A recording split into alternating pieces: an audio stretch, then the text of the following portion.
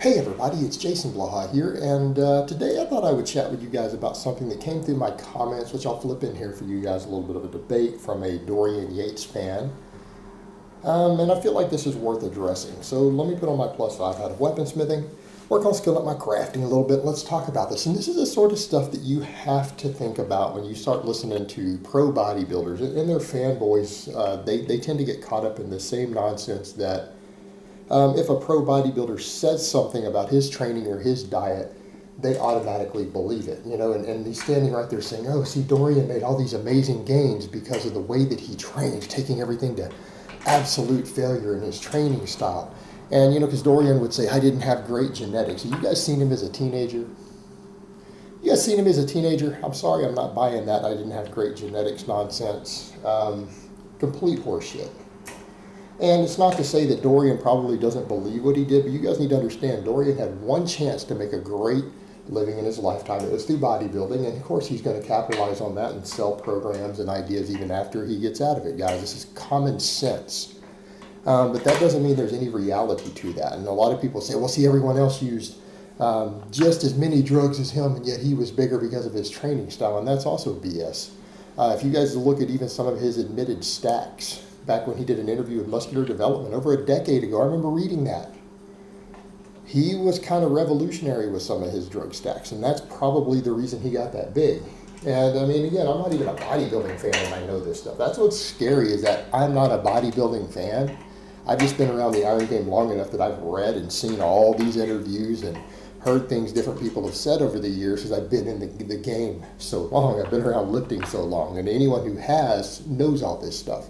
You guys recall with Lee Haney had said the reason he got out was because it was turning into chemical warfare. Who do you think he was talking about? Talking about Dorian Yates, because Dorian came right behind him winning. And Dorian was the biggest, most ripped, jacked guy up there. All right, Dorian's off-season seemed pretty normal. He was stacking like just over 2 grams of Test, Deca, Anavar together. Right, that was his bulking, and then he ran this enormous stack of like 8 different substances for cutting. And we're talking Tren, Masteron, Proviron, everything in high doses. Well, not so much the Tren, but the other stuff. Primobolan. He had this massive stack that he did going into shows, this really dry stack. Well, no wonder the guy looked so dry. But that's the term bodybuilders use. But his stack also included 8 units of pharmaceutical grade HGH every day. Do you guys understand that in modern terms what the price tag is on that? Well, if you were to talk about 2018 numbers, you're talking about in excess of $1,000 a month for the growth hormone. In excess of $1,000. It might be $2,000. I would need to sit down and do the actual math, because I don't know what the current rates are on it or what people are paying for it. But yeah, it's probably closer to $2,000 every month. Do you guys understand that heavy dose of HGH with a mega dose of anabolics, that there's a synergy there? Does anyone not understand that that's why he got that big? Now, there were arguments about insulin and other stuff. That was debated, and I'm not even sure that's become a point of contention as to whether he was the first guy using insulin or not. I've said that before. People debated with me on that, and I don't have verification, but we do have verification from a thing, because I remember specifically reading that in a Muscular Development interview, like in something like 2003, 2004. It went way back, where he admitted what he had been using.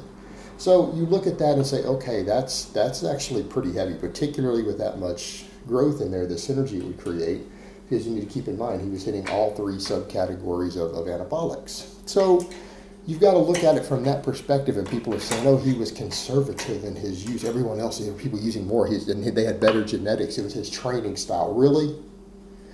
I mean, when you see what he admitted to using, particularly stacking, again, a pretty hefty cocktail of very, very potent substances as far as anabolics go, and then throwing in couple $1,000s of pharmaceutical grade HGH every month into that, you think that's conservative? You don't think that explains his size?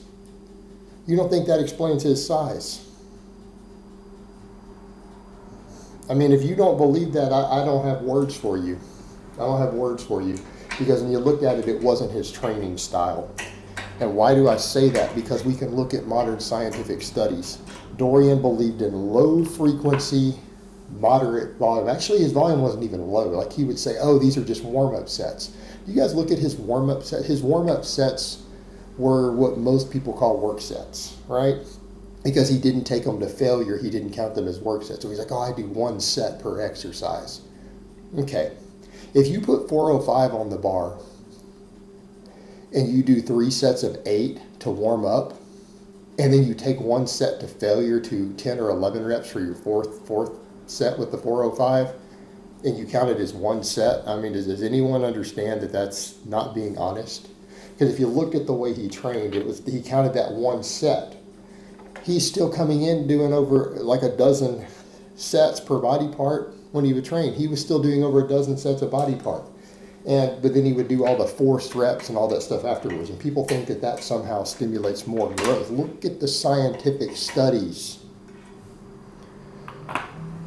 Look at the modern studies on people who aren't on drugs and tell me that his training style is what did it, that it was something magical. All right, he's getting low frequency. We know that people who train each muscle group at least twice a week usually gain slightly more muscle mass, right? Even if volume is equal, if you do the same number of sets, let's say you do 12 sets for your back every week, right? 12 total work sets on your different exercises. If you split them into 2 days with 6 versus 1 day of 12, when we look at that in studies, who gains more muscle? The people who split it up slightly. The higher frequency equals more muscle growth until hefty doses of drugs come in the mix. Then it becomes arguable. In some cases, training muscle groups even more frequently than that have shown slightly superior muscle growth, right? And there have been studies that show as many as 5 or 6 in some small cases. Those are a tiny minority of studies. But in some cases, 5 to 6 training days a week with the same exercises sometimes has produced slightly superior muscle growth when volume is equal through the week, total volume for the week. Now, those are a minority of studies, but the majority, the overwhelming majority, show best muscle growth with at least twice a week. He didn't do that. That's modern science. Now, people can say, well, here, the scientific approach. He's stealing Mike Minzer's nonsense. That's Mike Minzer's nonsense. Mike Minzer didn't actually study anything in labs. He just used a set of philosophy to determine what must be work right, and he called it scientific. All right, he's a student of Minzer. Dorian was a student of Minzer. See where we're going with this? So the problem is the frequency actually isn't high enough to get the most ideal amount of muscle growth.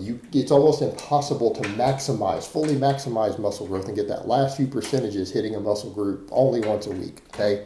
It's not how it works. You actually need a slightly higher frequency. If you're trying to squeeze out that last little tiny bit of muscle growth, so he's not getting it there.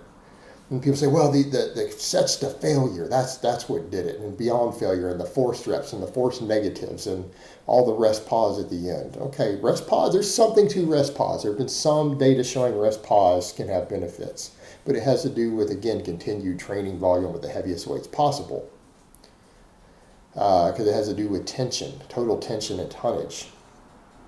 Okay, so you look at that, and people say, okay, well, that's it. But the studies show that training to failure doesn't produce more muscle growth. Again, let's go back to, this is bodybuilding lore, bro science, which is what Dorian did a lot of. And then you look at actual data.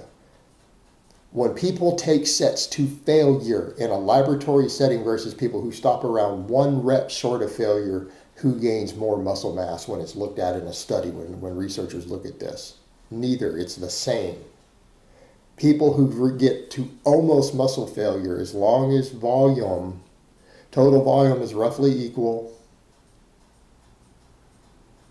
All right, stopping 1 rep short of failure produces just as much muscle growth as reaching failure. The only caveat that researchers have noted is that when people do take things to failure, at least they know, because sometimes it's hard to judge. Are you only 1 rep from failure?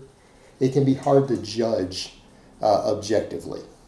So for less experienced lifters, in some cases, it can give an insurance policy that they got the most growth out of that set.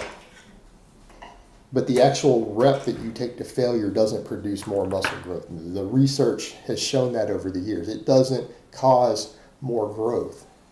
So people will stand there and spout this nonsense of, Well, yeah, it was his amazing training style that gave him those results. It wasn't, he didn't have good genetics and he didn't use more drugs than other people. Well, I beg to differ. I beg to differ. I think that he did. Look at his drug stack. His admitted drug stacks in interviews later. That's assuming he's being honest. That's pretty heavy, guys. That's real heavy.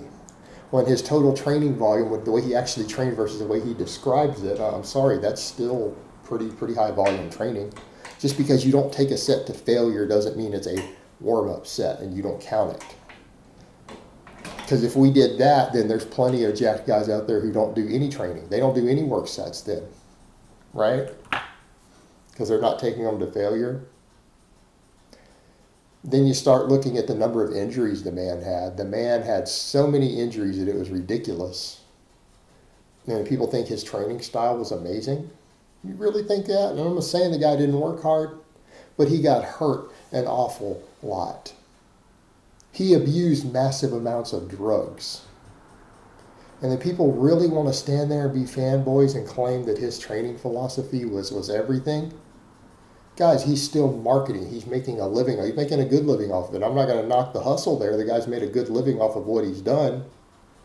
He's made a damn good living, but you need to understand that. That's what it is. He's using it to make a living. It doesn't mean that the training style is good, but he's going to milk it for all it's worth all the way until he dies. And he might as well, because silly-ass bodybuilding fans will believe it.